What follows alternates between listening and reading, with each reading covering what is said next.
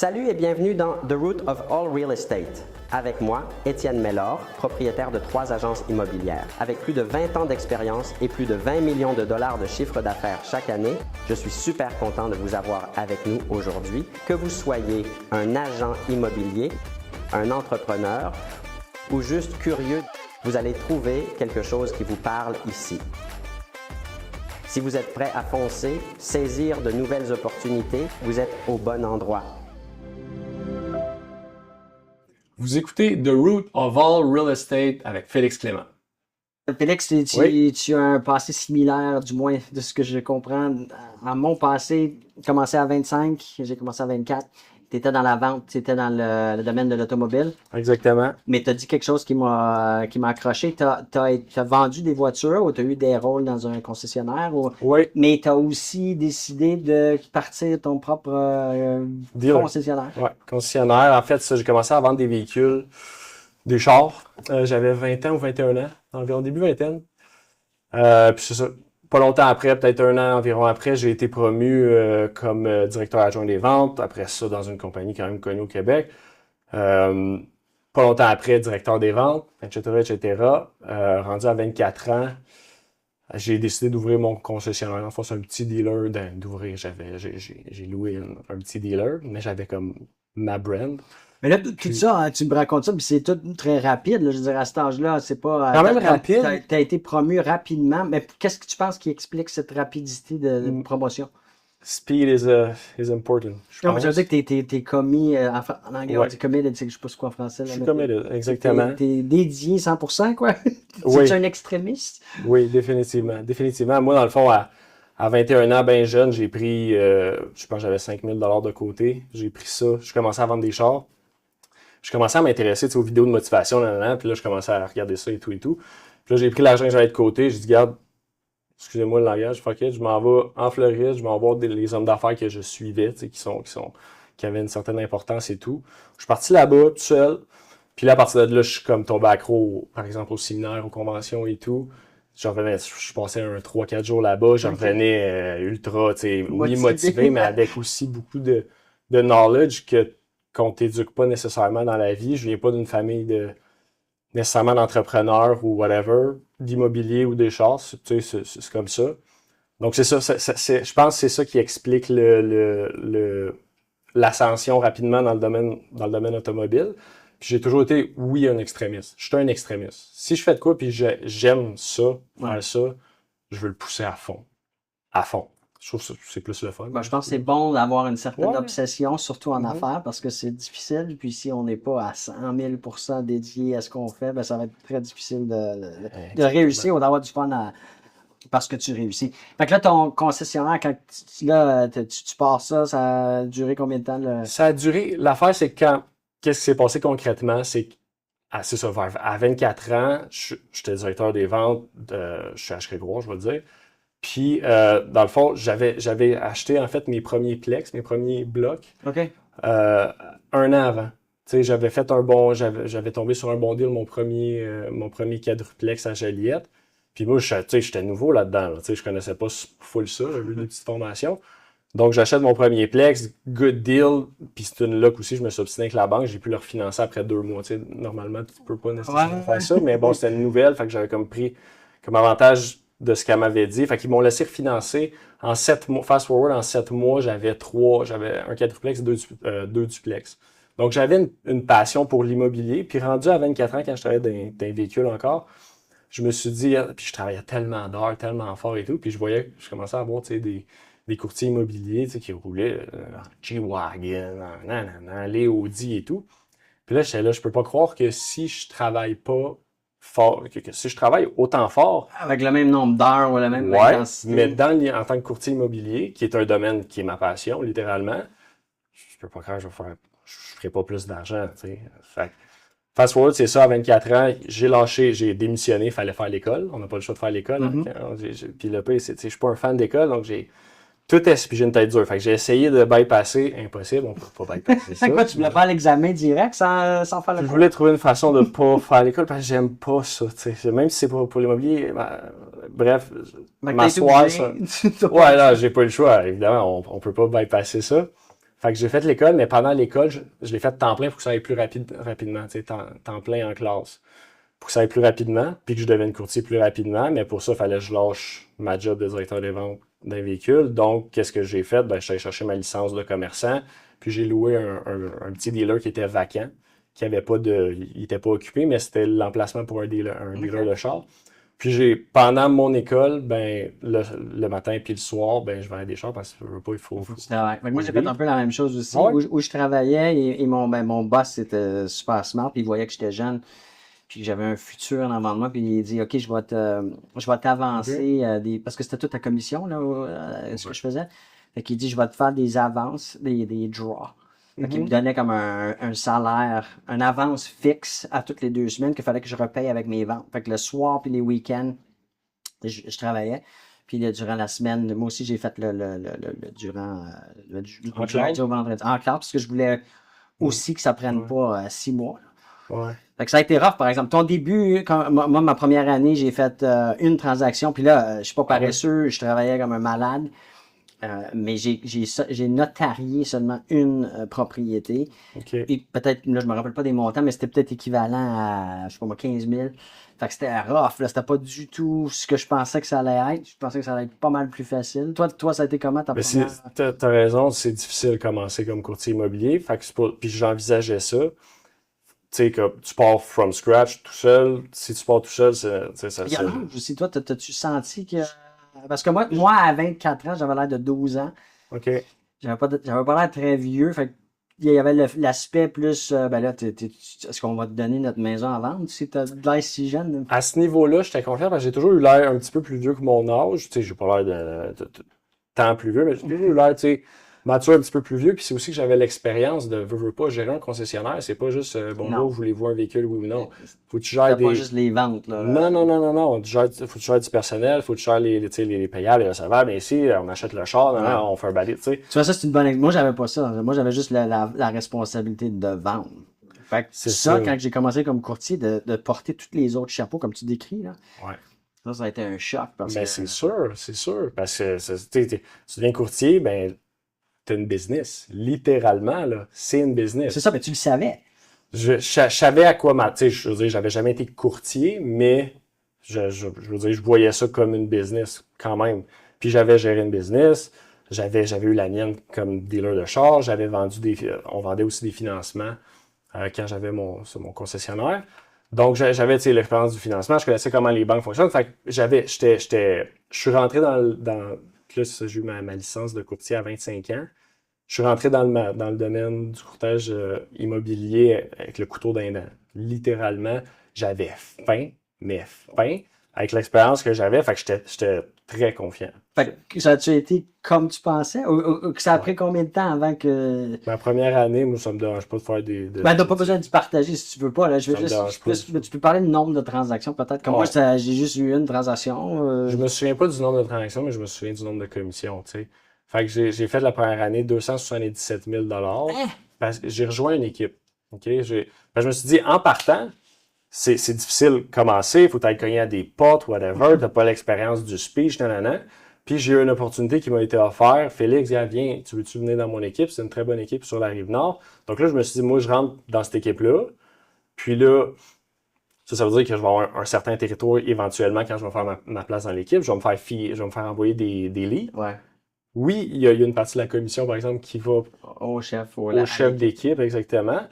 Mais ça reste que, puis pourquoi j'ai fait ça? C'est parce que je voulais prendre de l'expérience rapidement. Pas les dollars allaient suivre.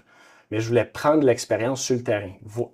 Pas tout voir. Ben, tu peux pas tout voir un an, mais voir le plus possible. Des objections, des des documents remplis, des stress, des affaires potentielles. Je voulais toucher à ça pour avoir de l'expérience le plus possible. Puis c'est inévitable. Si tu fais plein de transactions, si tu fais plusieurs transactions, mais les dollars vont suivre. Fait que c'est ça. Fait que moi, chaque lead que je recevais au début, je recevais des. Tu sais, quand t'es le nouveau dans l'équipe, ben c'est normal que t'aies peut-être pas les maisons à 850 000. Tu sais, t'as peut-être les maisons à 120, 125 000. Mais moi, j'étais quand même. N'importe qui, quand vous voulez pas, guys, dealer avec un de vos listings ou whatever sur votre territoire à ce prix-là, vous me le chiez. Là, tu te rappelles-tu combien d'heures tu passais en moyenne par jour? J'ai jamais calculé mes heures, fait que je pourrais pas te dire exactement, mais je veux dire, c'était ma priorité. Je faisais que ça, là. Tu sais, c'était ma priorité du matin au soir. Ça l'est encore d'ailleurs, mais ça l'a changé, veux pas. Je suis rendu avec un petit garçon d'1 an et demi. Un an, on vieillit, on s'adapte, on engage des gens qui peuvent, tu sais, un adjoint, un courtier, etc. Fait que là, t'es-tu encore dans l'équipe ou. Non, j'ai fait un an là. Puis par la suite, veux pas, je suis parti par moi-même. Rien contre l'équipe. L'équipe, c'est probablement, je pense, fait c'est peut-être l'équipe numéro 1 sur la Rive-Nord. Tu sais, c'est une très bonne équipe, mais moi, comment que je suis, puis je me connaissais, puis tu sais, j'avais le feeling que ça allait faire ça après X nombre de temps. Ben, je voulais comme partir par moi-même, puis bâtir. Tu sais, bâtir comme, veux pas, peut-être pas une équipe tout de suite, mais tu sais, comme partir par moi-même. Mais tu avais déjà le mindset de gérer une entreprise. Ça veut dire que tu peux pas tout faire toi-même non plus. Si tu veux arriver à un certain style de vie ou un certain confort. Ouais, ou expand, tu sais, grandir la business. Si vous êtes ici, c'est parce que vous prenez votre business d'une manière sérieuse. Étienne va prendre le temps de vous expliquer exactement qu'est-ce que ça prend pour être capable de générer plus gros revenus. Moi, ça fait quand même très longtemps que je connais Étienne. Puis ce que moi, j'ai appris d'Étienne, c'est qu'il regardait toujours les choses d'une manière élargie. Quand on a une vision de voir quelque chose d'un côté, lui essaie de voir, mais comment est-ce qu'on peut faire ça 10 fois plus, 10 fois plus gros. Il pense toujours en gros. Que vous soyez à temps partiel, que vous soyez à temps plein, que vous soyez un étudiant, que vous soyez mère de famille, puis vous travaillez de la maison, il y a quelque chose pour tout le monde ici. Prenez la chance. Je vous garantis que vous allez avoir des résultats. C'est une opportunité qui est rare, c'est une opportunité qui ne sera pas là continuellement. Amenez votre business au prochain niveau. Vous risquez de le regretter, je vous le dis. Cliquez en bas, vous n'avez rien à perdre. À quel moment tu es allé engager la première personne pour. C'est une bonne question. Ça n'a pas pris beaucoup de temps, peut-être quelques mois après que je sois parti. Fait qu'un an après que je sois tombé courtier immobilier, j'ai fait un an, après ça, je suis parti au début de l'année. Tu sais, comme janvier, 1er janvier, whatever, 2022, 2021. Je suis parti par moi-même. Pas longtemps après, j'ai su, tu regardes, pas, c'est comme si tu recommences une business. Quand tu passes ça, oui, tu as tes transactions à notarié qui s'en viennent, mais comme. Mais les clients restent avec l'équipe. La clientèle que tu avais ou que tu avais desservie, pour la plupart des équipes, là, je généralise, ça va rester avec le chef de l'équipe. Exactement. Par contre, vers la fin de l'année, mettons, je te dirais les 3-4 derniers mois, j'étais dans cette équipe-là. Moi, veux pas, j'utilisais beaucoup les réseaux sociaux, j'utilise encore plus aujourd'hui, j'essaie d'expandre là-dessus, mais tu sais, story chaque jour pour n'importe quoi, fais une émo, tu fais une modification, tu posts. Puis à un moment donné, tu sais, ça fait que le monde commence à t'écrire. Fait que c'est pour ça que les 3-4 derniers mois de cette année-là, quand j'étais dans l'équipe. Tu avais déjà un petit momentum là, J'avais plusieurs. C'était rendu que, mettons, mon ratio, je faisais 6 transactions par mois. Il y en avait peut-être 4 que c'était de mes clients. OK. Fait que c'était à toi. Ouais, ça provenait de moi, de mes réseaux sociaux, whatever, du monde qui me connaissait. Puis il y a peut-être 2 sur 6-ish là, qui venaient des ligues que j'avais d'équipe. Fait que j'ai juste continué comme ça. Puis j'ai continué les mêmes patterns, pareil comme je travaillais, prospection, cold call, porte-à-porte. Fait que là, aujourd'hui, la source première de ta clientèle, ça serait quoi, là? Je suis sûr que, puis tu viens de dire que tu fais différentes choses, mais ça serait quoi la source numéro 1? Les réseaux sociaux. Les réseaux? Je suis pas un influenceur, je suis pas connu, je suis pas. Tu sais, j'ai, mettons, 1000 followers. Tu sais, je suis pas un. Il y a des courtiers qui ont plusieurs followers. Par contre, tu sais, je calculais ça récemment, justement, le nombre, mettons, depuis que je suis courtier, le nombre de commissions en total que j'ai faites, il y a au moins entre 75 à 80% de tout ça qui provient des réseaux sociaux. Parce que, tu sais, quand même que tu aies 1000 amis sur Facebook ou 1000 abonnés sur Instagram, peu importe, ben, tu sais, s'il y en a, whatever, 35 par année qui t'écrivent « Hey Félix, je veux acheter, nanana », puis tu il y a t'en aussi occupes des bien. gens, ton 1000, mettons, là, je retourne dans ton 1000. De ces 1000-là, il y en a peut-être là-dedans qui ont référé leurs amis ou leurs collègues de travail. Ou, en passant, tu parles d'acheter un chalet ou d'une maison ou un condo ou un investissement. Moi, je connais quelqu'un parce qu'il te voit constamment. Exactement. Fait que ça, dans mon livre à moi, dans ma tête, ça vient des réseaux sociaux aussi. Ouais. Même si la personne ne m'a pas vu nécessairement sur les réseaux sociaux, la référence. Ouais, c'est ça. Mais lui, son ami, j'ai vendu pour lui ou j'ai acheté avec lui. Il a aimé le service, il continue de me voir, boum, boum, ça se parle. Fait que c'est la source de ça, c'est les réseaux sociaux. Fait que dans le fond, les appels à la fois, le porte-à-porte, les affaires traditionnelles, ça. J'en ai fait beaucoup. Mais t'en fais-tu encore? Non, j'en fais plus. Est-ce que c'est une bonne affaire? Je me vante pas de ça parce que je pense que on pourrait toujours se réserver 1 heure dans une journée pour faire du cold call. OK, mais attends, moi, je vais te poser une question. Ouais. Je sais où tu t'en vas, là. Ouais. Mais si tu as cette heure-là dans ta journée entre créer plus de contenu ou faire des appels puis du porte-à-porte, lequel tu choisis? Aujourd'hui, créer plus de contenu. Moi aussi. Est-ce que j'ai la bonne réponse? Je sais pas, mais parce que je reviens d'un séminaire à LA, là, 3 semaines, puis c'était basé là-dessus. C'était des experts là-dessus qui sont dans le domaine hypothécaire et immobilier là-bas. Donc, c'est pour ça que ça fait toi. C'est pour ça que là, tu me poses la question aujourd'hui. Je peux pas te répondre ça. Ouais. Mais est-ce que c'est la bonne réponse? Je sais pas, parce que du cold call, si t'es bon en cold call. Mais le cold call, pour moi, est-ce que je te Non, vas-y. t'interromps, mais le cold call, c'est une activité qui est unitaire. Je fais l'appel, je dépense du temps, ça me coûte indirectement. Tu réponds oui, non. OK. Mais si je peux faire, mettons, en même temps un morceau de contenu que je mets sur les réseaux, il est là à perpétuité. Puis je peux le réutiliser, je peux changer certaines choses, je peux mettre des différentes couleurs. En anglais, je dirais, I can repackage it and put it somewhere else. Je peux le mettre sur une autre plateforme. Ce morceau de temps-là que j'ai utilisé, il est plus efficace que l'échange du 1 à 1. Sur le long terme, je pense. Toujours sur le long Sur terme. le long terme, Mais si ouais. on parle de business, parce que tu disais, on est des entrepreneurs, on est des gens d'affaires, il faut avoir le mindset. Ouais. Une business, tu ne dis pas, je fais ça pendant 1 an, après je lâche. C'est pas une job, c'est pas une affaire que je vais essayer. Exactement. C'est sur un 20 ans. Ouais. Puis quand tu regardes les grandes entreprises du monde qui ont bien réussi, ça a pris 20 ans avant qu'il y ait un peu de profit. Là, j'exagère. Mais Ah, mais il y pas en a tant que c'est- que il y ça. en a que ça a pris 20 ans, ça peut. Ben, il y en a que ça prend moins de temps, mais il y en a que ça prend. Mais avant qu'ils deviennent les Walmart, puis Ouais. les Starbucks, puis les McDonald's, Ouais. puis ça, c'était pas 3 mois, 1 an, 2 ans non plus. Là. Ben non, Moi, exactement. Walmart, là, juste un exemple, parce que j'ai lu le livre de Sam Walton, Ok, ouais. un des fondateurs. Et Walmart, quand il est arrivé ici à Kirkland, j'étais dans le West Island, ça fait je sais pas combien d'années, peut-être une vingtaine d'années, à peu près. Ça faisait déjà 40 ans qu'ils existaient ailleurs. Mais moi, je ne le savais pas parce qu'on ne les voyait pas, les Walmart, mais peut-être aux Ok. États-Unis, mais pas ici.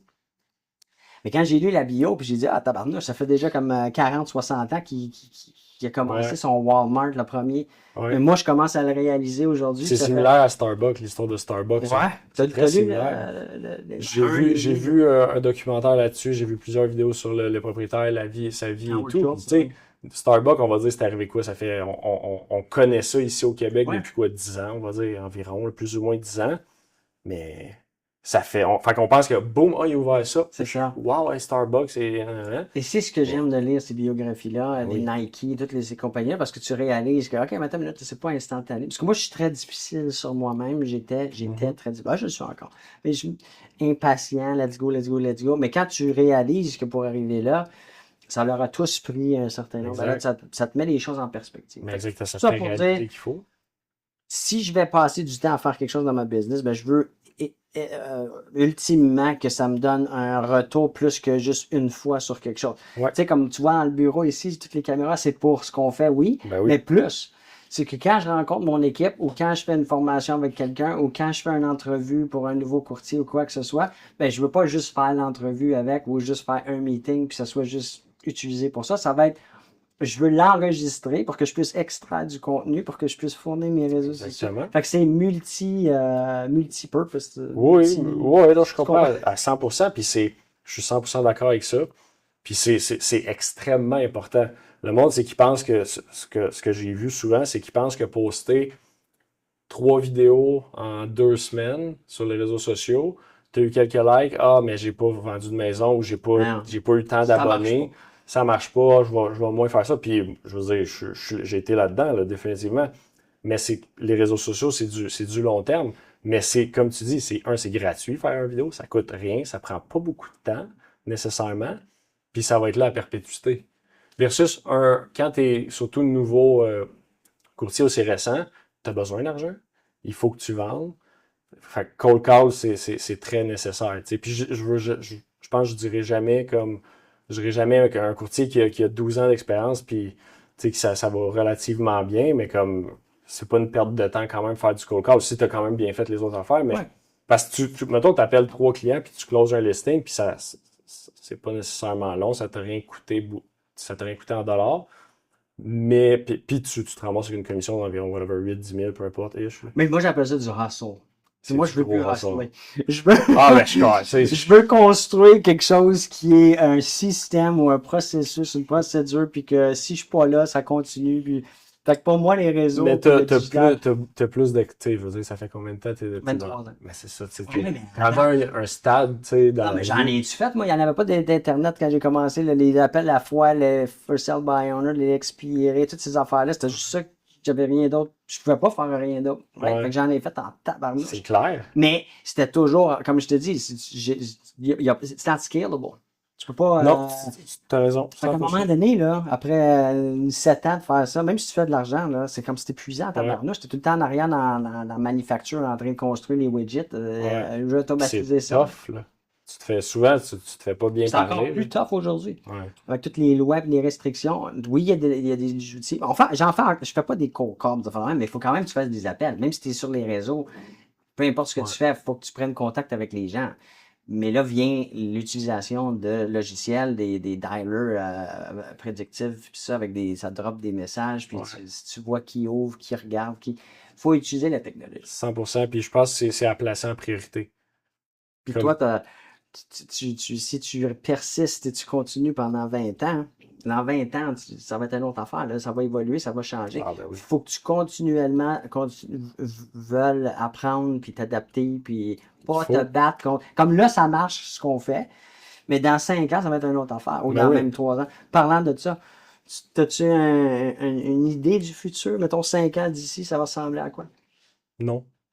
Tu Non. te préoccupes pas ou tu penses pas à ça aussi? Je regarde les tendances, les trends, évidemment, de ça. Parce que tu viens de dire, tu reviens d'une conférence, tu Ouais. t'impliques à savoir qu'est-ce qui s'en vient, Tout le qu'est-ce qui temps. se passe. Tout le temps. Tout le temps, tout le temps. Est-ce que j'ai une idée dans 5 ans, ça va être quoi? J'ai pas, non, j'ai pas d'idée concrète, puis je vais te dire pourquoi. Parce que aujourd'hui, déjà avec les technologies qu'on a, ChatGPT et tout, Ouais, l'intelligence tout ce artificielle. monde, ça peut aller tellement vite. Fait que ça va être quoi dans 1 an? Mais là, dans 5 ans, ça va être quoi? Je pense pas que personne le sait. Réellement, on peut faire des prédictions. Moi, je pense on peut dire moi, je pense que ça va être ça, non, mais hey, tu sais pas, dans 5 ans, Non. c'est tough à prédire. Je pense que l'intelligence artificielle est très, très, très présente. Mais tu sais, après ça, c'est quoi? Est-ce que ça va être quoi le nouveau réseau social? TikTok, ça fait maximum 5 ans que c'est connu. Tu sais, je veux pas dire que c'est arrivé, mais Non. que c'est connu. Aujourd'hui, TikTok, c'est un must. C'est nécessaire. Fait que, tu sais, c'est dur à dire. Ça va être quel réseau social? Ça va être quoi? Ça va être X? Ça va être ça? Je pense aussi qu'il y a un rapport là-dedans aussi qui est élu aux élections des États-Unis en premier, puis après ça du Canada. Tout ça, ça a un rapport, tu sais, je pense. Fait que c'est dur Le à dire. but de tout ça, c'est qu'il faut s'adapter, il faut être flexible avec nos approches, Ouvert d'esprit. notre mindset. Ouais.